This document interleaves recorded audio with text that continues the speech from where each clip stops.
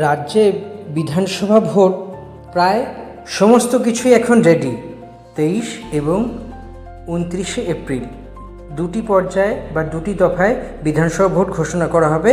অন্তত আজ থেকে প্রায় 2 সপ্তাহ আগে জানিয়ে দিয়েছে জাতীয় নির্বাচন কমিশন, অর্থাৎ জ্ঞানেশ কুমারের নেতৃত্বাধীন নির্বাচন কমিশনের ফুল বেঞ্চ। এবার কি হতে চলেছে? এবার যেটা হতে চলেছে অত্যন্ত বড়সড় একটি ঘটনা। সেটি হলো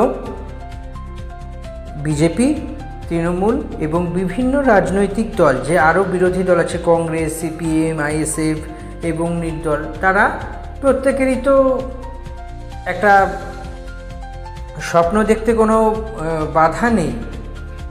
রাজ্যের বিরোধী দল অর্থাৎ প্রধান বিরোধী দল বিজেপি মনে করছে যে তারা ক্ষমতায় আসবে এবং তারা বিভিন্ন ইস্যুতে, সে সামাজিক হোক, রাজনৈতিক হোক, অর্থনৈতিক হোক, চাকরিমূলক হোক, সমস্ত কিছুতে রাজ্যের শাসক দল তৃণমূল কংগ্রেসকে বিদতে পিছপা হয় না বা ছাড়ে না। তো এই সমস্ত বিষয়গুলি তো চলতেই থাকছে বিভিন্ন সময়। সব থেকে বড় বিষয় এটাই হলো যে রাজ্যের পরিবর্তন, যদি পরিবর্তন হয় অথবা প্রত্যাবর্তন হয়, ওপিনিয়ন পোল যে কিছুদিন আগে বিভিন্ন সংস্থার পক্ষ থেকে বিভিন্ন চ্যানেলের যে ওপিনিয়ন পোল দেখানো হয়েছে বা ওপিনিয়ন পোল প্রকাশ করা হয়েছে, তার একটি বড় অংশই বারে বারে দাবি করে এসেছে যে না, এবার বাংলাতে ক্ষমতায় আসছে তৃণমূল কংগ্রেসই। আসন সংখ্যাও বলে দিয়েছে, কেউ বলছে 185 থেকে 200, কেউ বলছে 190-এর মধ্যে থাকবে। তো নানা রকমের কথাবার্তা জল্পনা হচ্ছে। তা এই যে কোনো আমাদের এই সার্ভেগুলো যে কোনো বিষয় হলো যে এটি হয়তো হতেও পারে, নাও হতে পারে। ভোটারদের বা যারা সাধারণ মানুষ গ্রাউন্ড জিরোতে আছেন, রিয়েলিটিতে আছেন, তাদের মনটা জেনে একটা সার্ভে করার প্রচেষ্টা মাত্র, এছাড়া আর কিছুই না। সব মিলিয়ে বলা যেতে পারে জাতীয়ভাবে যে রকমের বিভিন্ন বিষয়গুলি উঠে আসছে, সেই বিভিন্ন বিষয়গুলি আর কিছুই না, অত্যন্ত পরিমাণে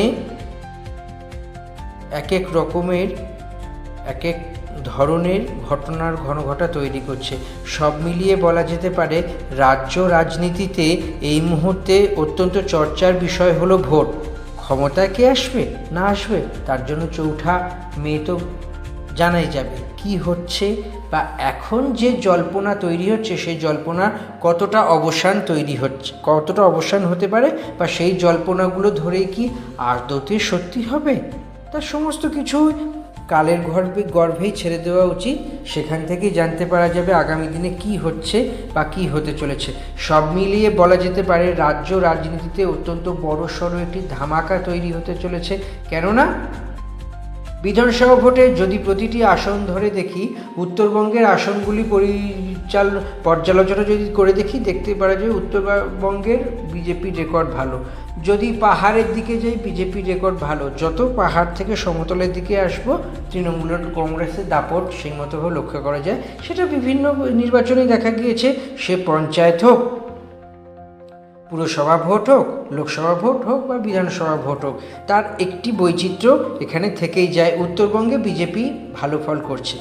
বিজেপি কেন্দ্রীয় নেতৃত্ব অর্থাৎ নরেন্দ্র মোদী, অমিত শাহ, সুনীল বানসাল থেকে শুরু করে আরও যারা এই রাজ্যে ভোটের প্রচারের জন্য বারে বারে বিভিন্ন সময় আসবেন, তারা এটা বুঝতে পারবেন যে রাজ্যে বিজেপি যে মরিয়া প্রয়াস করছে ক্ষমতায় আসার, বিজেপি যদি ক্ষমতায় আসে তাহলে কি মুখ্যমন্ত্রী হবে। এই মুহূর্তে বিজেপির রাজ্য নেতৃত্ব মধ্যে 3টি বা 4টি প্রধান মুখ। কি বিরোধী দলনেতা অবশ্যই শুভেন্দু অধিকারী, রাজ্যের বিজেপির এক মুখ। শ্রমিক ভট্টাচার্য, যিনি রাজ্য বিজেপির সভাপতি, তিনি তো অবশ্যই, যিনি স্টেট বিজেপি অর্থাৎ রাজ্য বিজেপির বস বলা যায়, তা তিনি তো অন্যতম মুখ অবশ্যই।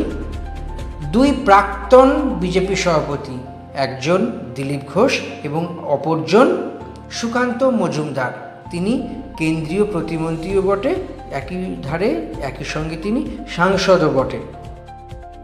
তো এই বিজেপির মুখ নিয়ে বিজেপির নানা রকমের জল্পনা এবং কল্পনা চলছে। এই জল্পনা কল্পনার মধ্যে দিয়েই দেখতে পাওয়া যাচ্ছে যে বিজেপি যদি সত্যিকারেই যেটা কল্পনা আছে বা যেটা জল্পনা আছে সেটা যদি সত্যিই হয়, যদি ক্ষমতায় আসে, কে মুখ্যমন্ত্রী হবে বা মুখ্যমন্ত্রীর পদপ্রার্থী কে হবে। যদিও বিজেপির নীতি অনুযায়ী মুখ্যমন্ত্রীর পদপ্রার্থী করে তারা কেউ ভোটে যায় না। বিজেপির একটি ধারা আছে, সেই ধারা অনুযায়ী বিজেপি ভোটে যায়। ভোট থেকে এসে যদি জিতে আসে, সংখ্যাগরিষ্ঠতা নিয়ে আসে, তাহলে নিজেদের মধ্যে আলাপ আলোচনা করে, যদি নির্বাচনী কমিটি আছে, হাইকমান্ড আছে, তারা আলাপ আলোচনা করে বিভিন্ন দিকে দেখে তবেই বলা যায় যে না, ইনাকে করা হোক, ইনাকে মুখ্যমন্ত্রী করা হোক। বিরোধী দলনেতা শুভেন্দু অধিকারী ভোট রাজনীতিতে তিনি যথেষ্ট সফল। আরএসএসের ব্যাকগ্রাউন্ড আছে শ্রমিক ভট্টাচার্য, দিলীপ ঘোষ এবং সুকান্ত মজুমদারের জন্য, কিন্তু দিলীপ ঘোষের মধ্যে উল্লেখযোগ্য একটি নাম, কেননা দিলীপ ঘোষের সময় রাজ্যে বিজেপির সর্বাধিক সবথেকে ভালো ফল করেছে অন্তত এ যাবৎকালে।